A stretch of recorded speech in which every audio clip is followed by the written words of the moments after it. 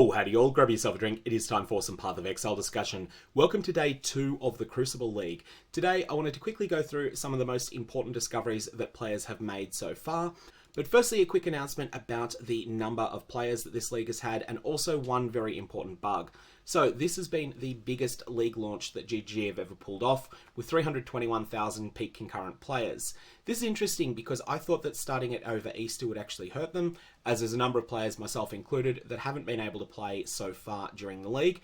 And even though that's the case, it seems like either there are more players wanting to play the league than normal, or there are more players who can play over Easter than there are players who can't. Anyways, that's an interesting thing. It is by far the biggest league start they've ever had. Another factor that could be there is that the Diablo 4 beta did not seem to be received all that well by a lot of players, and as a result, maybe a number of people who'd been waiting for D4 to see, oh, will I prefer that, or will I go back to Path of Exile? Maybe a number of those are back for the Crucible expansion. There is also one very, very serious bug affecting one build, and that is that Caustic Arrow is not creating caustic clouds on piercing enemies. This is a bug, and this is something GGG are working on, but it hasn't been fixed yet. And ultimately, I would say that if you are currently playing Caustic Arrow, you might want to pivot over to something like Toxic Rain, because this interaction is really, really bad for the moment. Okay, so the first thing that people were interested in before the league started was the rarity of the unique helmet Heatshiver. Now, Heatshiver is not particularly cheap at the moment, but one of the concerns I had, and the reason that prior to the league start I didn't recommend playing a build that relied upon Heatshiver, was that this item might have been raised to tier 1 rarity. Now, it definitely hasn't been raised to tier 1 rarity. There are a lot more copies of Heatshiver available for trade than there are copies of, say, for example, the Covenant. The Covenant, I think there's only about 10 available for trade, whereas Heatshiver there's about 200. I cannot rule out that Heatshiver might be tier 2. So tier 2 is the same rarity as Chevron's Wrappings, Kaum's Heart, Mjolnir, a whole number of other popular unique items from the game's history, Cosbury's Malice. These are the sorts of items that you will not see very often at all, maybe once per 3,000 maps or so. Heatshiver could be in that rarity tier, or it could be in the tier 3 rarity tier, which is with Cold Iron Point. I think at the moment, based on the number of them available for trade, that tier 3 is more likely, but I'm not willing to say that it is definitely a tier 3 item. What does this mean for the price of this item long term? If it's tier 2, I expect that it will be in the 100 Chaos to a Divine Orb range the whole league. If it is a tier 3 item, then I expect it will be in the 5 to 30 Chaos range, except early on when the initial demand is unmet. While that initial demand is unmet, it could be quite expensive, kind of like Cold Iron Point has been in previous leagues. The other thing that's been revealed is all of the Divination cards. We'll start with a Chilling Wind. This wasn't known before the league start unless you went into the leaked information, and this appears to be dropping from areas that have a bunch of snow in them.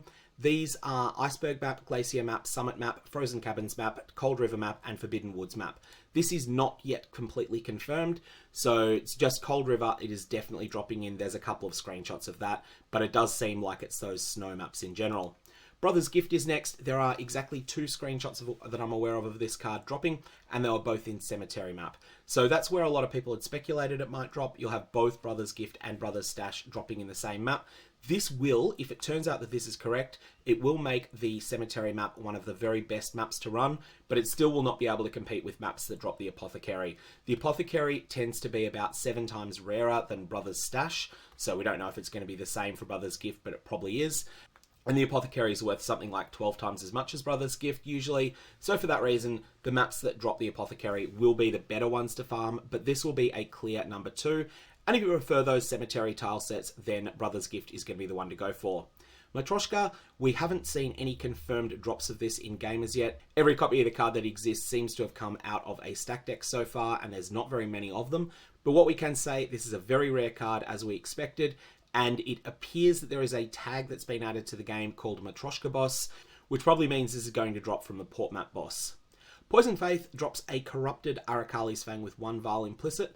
We do not yet have enough information to say anything on where this is going to drop. Finally, we have Soul Quenched, and this one seems to be solved. This appears to be maps that have a Forge theme and that have the Forge_area tag on the maps. Now, those tags are hidden in the game files, but there is a list of them on POEDB. These maps are Factory, Forge of the Phoenix, Foundry, and Silo. Silo has not yet been absolutely confirmed. Definitely this is dropping in Factory, Forge of the Phoenix, and Foundry, and it's expected it will drop in Silo.